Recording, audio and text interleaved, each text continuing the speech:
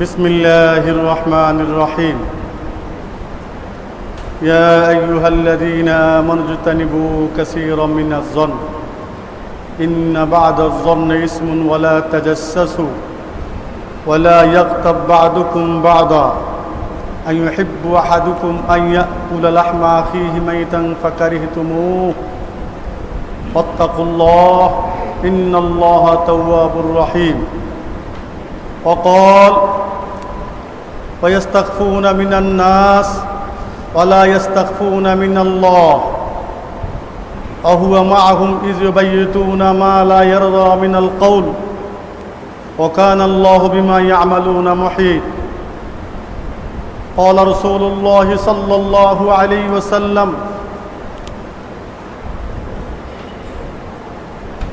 إن الصدق يهدي إلى البر وإن البر يهدي إلى الجنة وإن الكذب يهدي إلى الفجور وإن الفجور يهدي إلى النار وإن الرجل لا يكذب حتى يكتب عند الله كذاب أو كما قال عليه الصلاة والسلام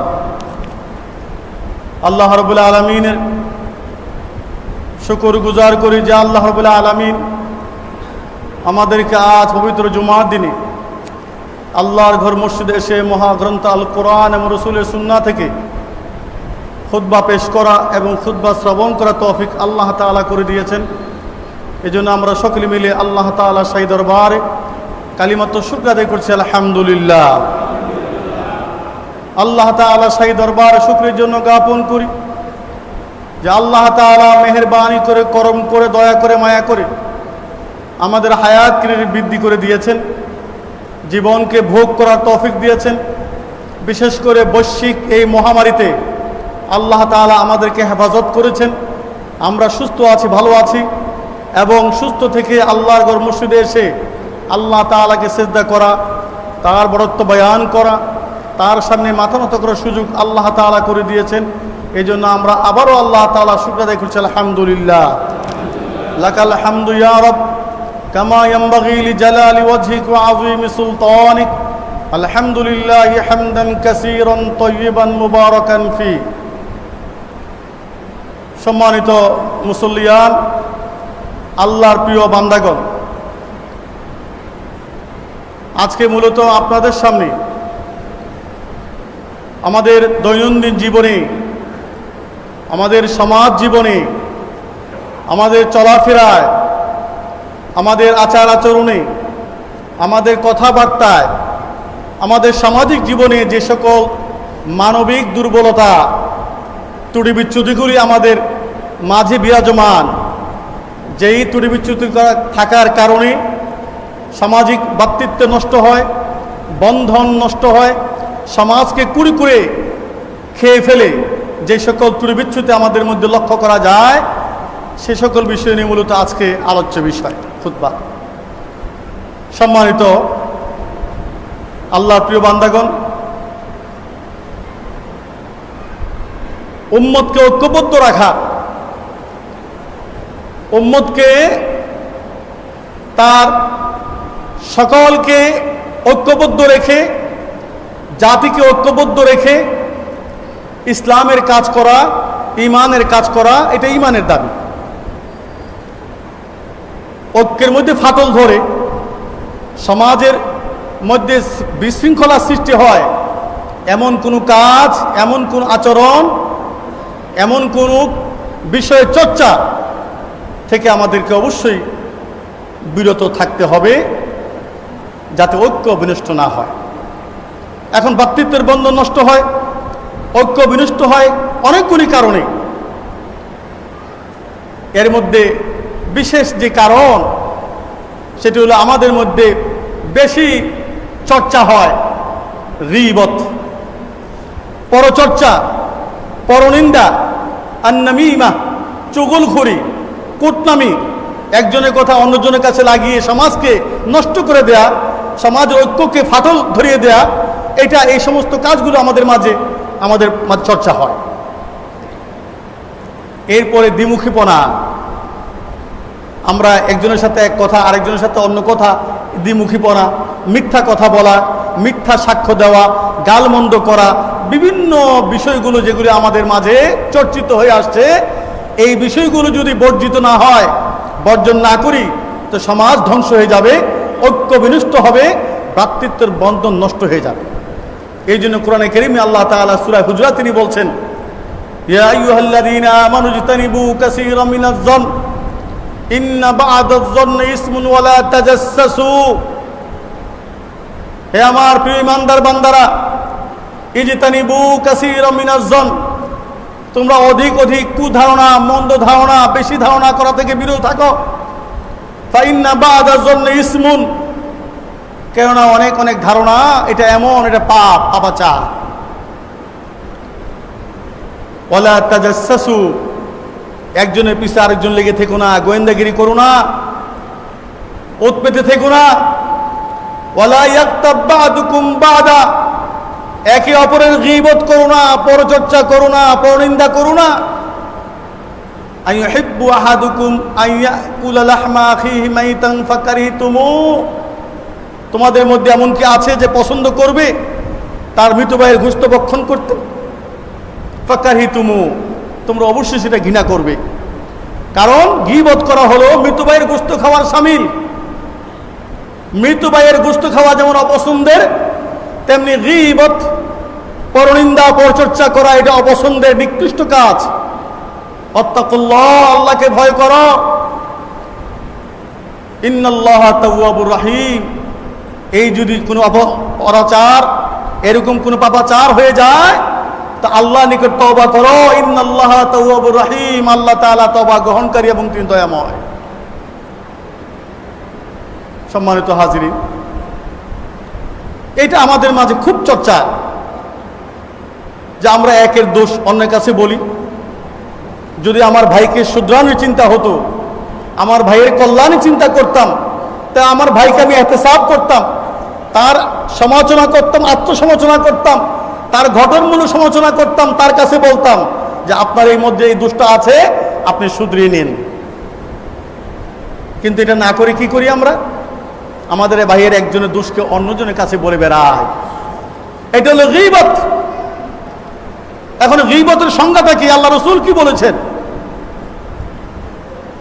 আল্লাহ রাসূল সাল্লাল্লাহু তিনি সাহাবায়ে কেরামকে প্রশ্ন করলেন, আতাদরুনা মাল গীবাহ, হে আমার সাহাবারা, তোমরা কি জানো গীবত কাকে বলে? গীবত জিনিসটা কি? ক্বালু আল্লাহ রাসূলু আ'লাম, তারা বলল যে আল্লাহ রাসূলই ভালো জানে এই ব্যাপারে। রাসূল তখন বললেন, ক্বালা যিকরুকা আখাকা বিমা ইয়াকরাহ, তোমার ভাইয়ের এমন কথা অন্যের কাছে বলা যেটা সে জানলে পরে সে মনক্ষুণ্ণ হবে, অপছন্দ করবে, তার ভালো লাগবে না।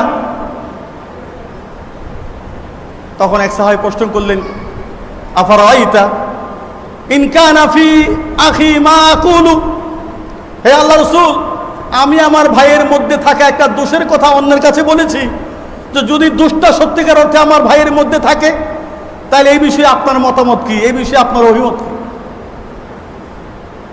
আল্লাহ রাসূল তখন বললেন, ইন কানা ফিহি মা তাকুলু ফাকাদ ইগতাবতা, তুমি যে তোমার ভাইয়ের যে দোষের কথা অন্যের কাছে বললে, যদি সত্যি তোমার ভাইয়ের মাঝে সে দোষটি থাকে, ফাকাদ ইগতাবতা, তাহলে তুমি গীবত করলা। ওয়া ইন লাম তাকুন ফিহি মা তাকুল ফাকাদ বাহাত্তা, আর তার মধ্যে সেই দোষটি নাই, তুমি বানাইয়া অন্যের কাছে বললা তার ব্যাপারে, তাহলে তুমি বহুতান, অপবাদ দিলা, অপবাদের গুনাহের কারণে তুমি অপরাধী হইলা, তুমি অপরাধ। এটা আমাদের মাঝে খুব চর্চা হয়, আমাদের সমাজকে কুড়ে কুড়ে খাচ্ছে গীবত, পরচর্চা, পরনিন্দা। আমাদের পেটের ভাত হজম হয় না যদি আমি অপর ভাইয়ের গীবতটা না করি, অপর ভাইয়ের দোষটা চর্চা না করি, মনে হয় যেন পেটের ভাত হজম হয় না। এটা আমাদের মাঝে এমনভাবে জড়িত হয়ে আছে আমাদের সমাজ। এতে করে সমাজ, এতে করে ভ্রাতৃত্বের বন্ধন, ইসলামী ঐক্য, এগুলো বিনষ্ট হচ্ছে, নষ্ট হচ্ছে, ফাটল ধরছে সমাজ। তাহলে গীবতটা রাসূলের ভাষায় জানলাম যে অন্যের দোষ, আমার অপর কোনো ভাইয়ের দোষ অপরের কাছে বলা, যেটা সে জানলে অপছন্দ করবে, এটাই হলো গীবত। এখন এই গীবতের পাপাচারের দিক থেকে গীবতের কোন পর্যায়ের গুনাহ অপরাধ, আল্লাহ রসুল আরেকটা হাদিস এর ব্যাখ্যা দিয়েছে। আল্লাহ রসুল বলেন গীবাতু আশাদ্দু মিনাজ জিনা, যে গীবতটা চর্চা হচ্ছে এই গীবতটা হলো জিনার চেয়ে মারাত্মক অপরাধ। জিনা তো ব্যভিচার, বিশাল এক অপরাধের নাম। আর গীবত তো আমাদের মামুলি ব্যাপার, আমাদের কাছে স্বাভাবিক ব্যাপার, এটা সাদামাটা বিষয় আমাদের কাছে মনে হয়। একবারে আমরা অবলীলা ক্রমে যেভাবে ইচ্ছা সেভাবে একে অপরের দোষ বলে বেড়াচ্ছি, এটা মনে হয় যেন সামান্য কোনো অপরাধ। কিন্তু আল্লাহ রসুল বলছেন আল গীবাতু আশাদ্দু মিনাজ জিনা, গীবতটা হলো জিনার চেয়ে বড় মারাত্মক অপরাধ। সাহাবারা প্রশ্ন করি ইয়া রাসূলুল্লাহ কাইফা আল গীবাতু আশাদ্দু মিনাজ জিনা, এই গীবতটা জিনার চেয়ে বড় মারাত্মক অপরাধ কিভাবে হলো? রাসূল তখন বললেন ইন্নার রাজুলা ইয়াজনি, একটা ব্যক্তি জিনা করে, সুম্মা ইয়াতুবুল্লাহ, সে আল্লাহর নিকট তওবা করে, ফায়াতুবুল্লাহ আলাইহি, আল্লাহ তার তওবা কবুল করেন। অর্থাৎ জিনাকারী ব্যভিচারকারী তওবা করার সুযোগ পান, তিনি আল্লাহর কাছে তওবা করেন, তার গুনাহের জন্য মাফ চান, ক্ষমা চান, আল্লাহ তার তওবা কবুল করেন। ওয়া ইন্না সাহিবাল গীবা, কিন্তু যে ব্যক্তি গীবত করলো লা ইউগফার, তাকে ক্ষমা করা হয় না, হাত্তা ইয়াগফিরাহা লাহু সাহিবুহু, যতক্ষণ না গীবত যার করা হলো ওই ব্যক্তি তাকে ক্ষমা না করবে ততক্ষণ তার ক্ষমা হয় না। সুতরাং বোঝা গেল গীবতটা জিনার চাইতে কি বড় একটি অপরাধ, যেটা আমরা অহরহ আমাদের মাঝে চর্চিত হয়ে আসছে, অহরহ আমরা এটা চর্চা করে যাচ্ছি। সম্মানিত হাজিরিন, এখন এই গীবতের পরিণতিটা কি? হাদিস শরীফে আসছে আল্লাহ রসুল বলছেন লাম্মা উরিজাবি, আমি যখন মেরাজে গেলাম, আমাকে যখন মেরাজে নিয়ে নেওয়া হলো, মারাতু বিকওমিন, আমি এমন এক সম্প্রদায়, এমন এক কওমের নিকট অতিক্রম করলাম, লাহুম আসফার মিন নুহাস, তাদের হাতে ছিল বড় বড় নখ, বড় বড় নখ ছিল তামার তৈরি নখ। ইয়াখমিশুনা ফি উজুহিহিম ওয়া সুদুরিহিম, এই নখ দিয়ে, তামা নির্মিত নখ দিয়ে তারা তাদের চেহারা এবং বক্ষের মধ্যে আসর দিচ্ছে, খামসা দিচ্ছে, শরীরকে ছিন্ন বিচ্ছিন্ন করে ফেলছে, চেহারাকে ছিন্ন ভিন্ন করে ফেলছে ওই তামার নখ, নির্মিত নখ দিয়ে। কুলতু মান হাউলা ইয়া জিবরাইল, আমি জিবরাইলকে বললাম হে জিবরাইল, এরা কারা? এইভাবে তাদের তামার তৈরি নখ দিয়ে তাদের চেহারা, তাদের বক্ষ এবং তাদের শরীর ছিন্ন বিচ্ছিন্ন করে দিচ্ছে খামসি দিয়ে। তখন জিবরাইল সালাম বললেন ক্বালা হাউলা আল্লাযিনা ইয়াকুলুনা লুহুমান নাস, এরা হলো আপনার উম্মতের সেই সমস্ত লোকেরা যারা মানুষের গোশত খেত, অর্থাৎ একে অপরের গীবত করত, পরচর্চা করত, পরনিন্দা করত, এরা হলো ওই সমস্ত লোক। সুতরাং গীবত, পরচর্চা, পরনিন্দা একটি বিশাল অপরাধ, এটা হারাম। এটা ইসলামী ভ্রাতৃত্বকে, ইসলামী ঐক্যকে বিনষ্ট করে। সুতরাং এটা থেকে আমাদের দূরে থাকতেই হবে এবং এটা হারাম কাজ, আমাদের থেকে এটা বর্জন করতেই হবে, এ থেকে বিরত থাকতে হবে।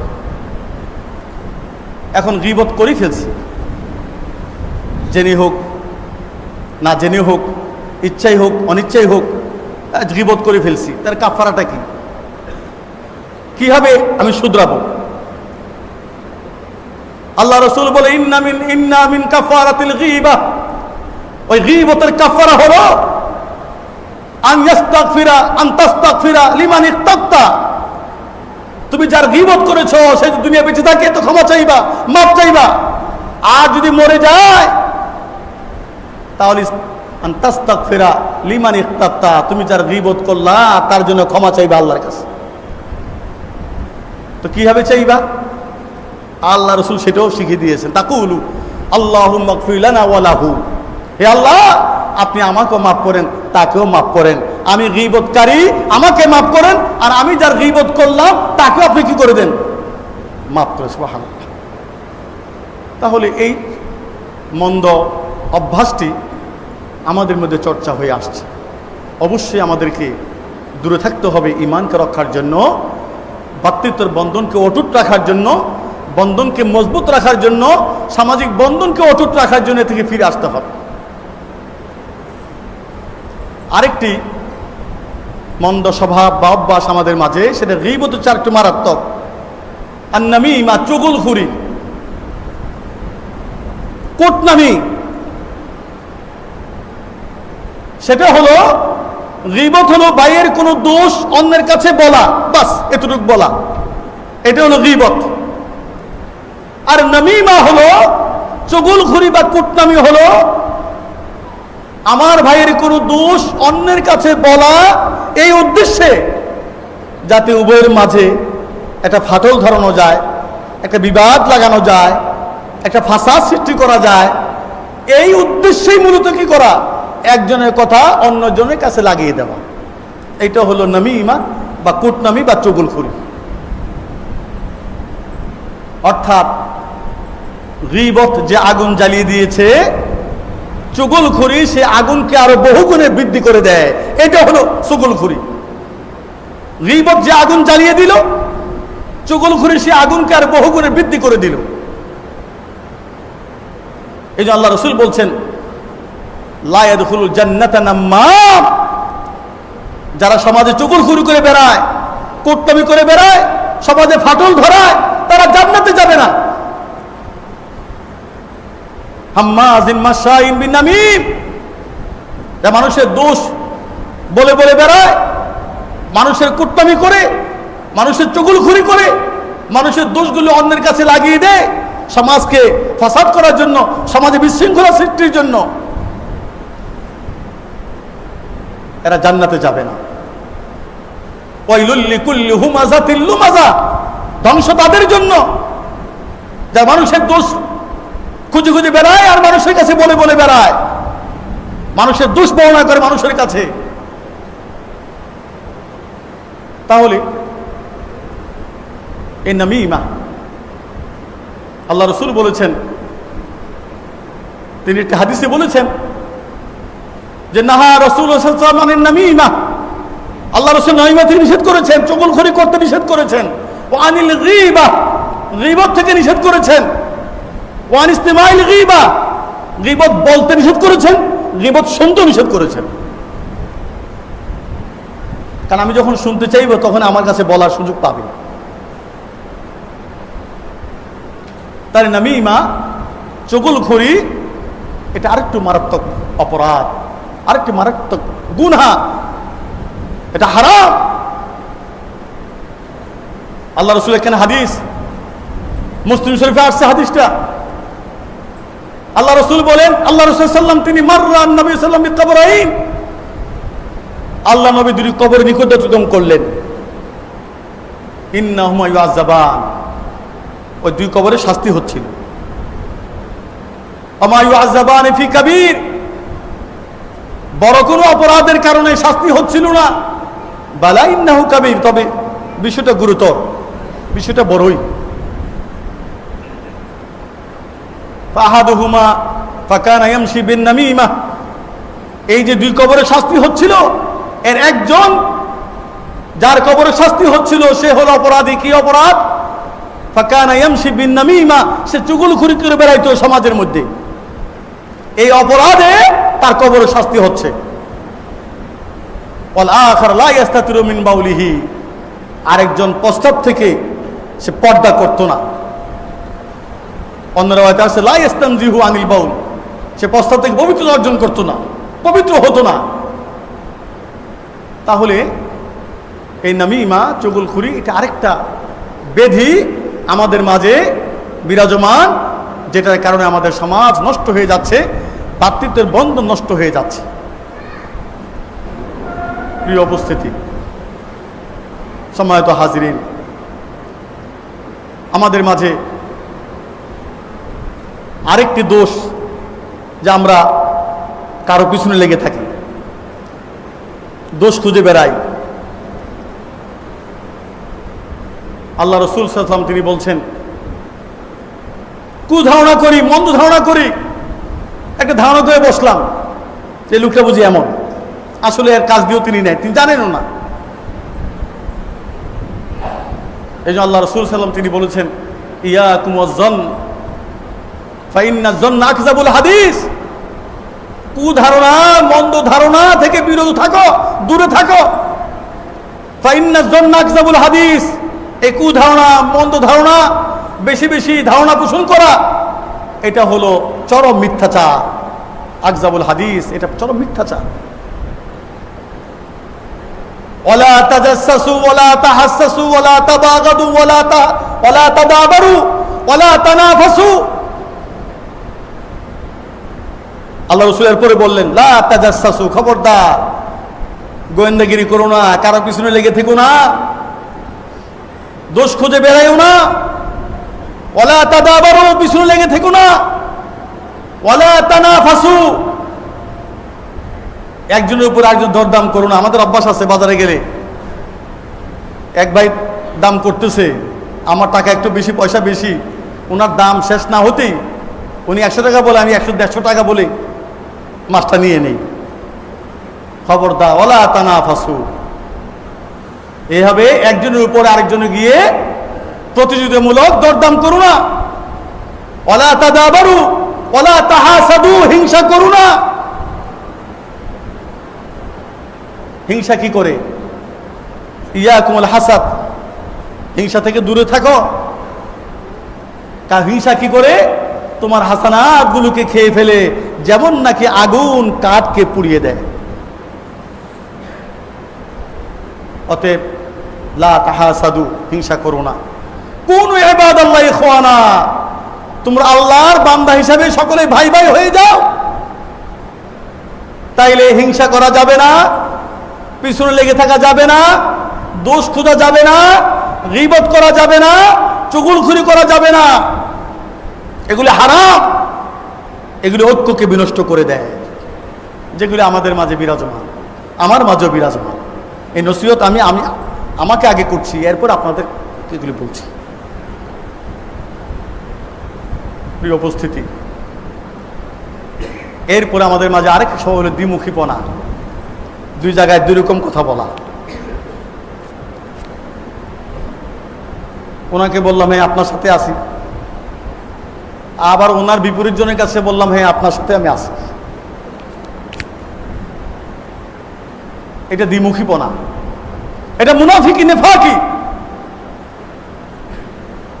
এই যে আল্লাহ রাসূল হাদিসে আসছে, আল্লাহ রাসূল বলেছেন, তাজিদুনা শাররান নাসি ইয়াওমাল কিয়ামাতিল ওয়াজহিম।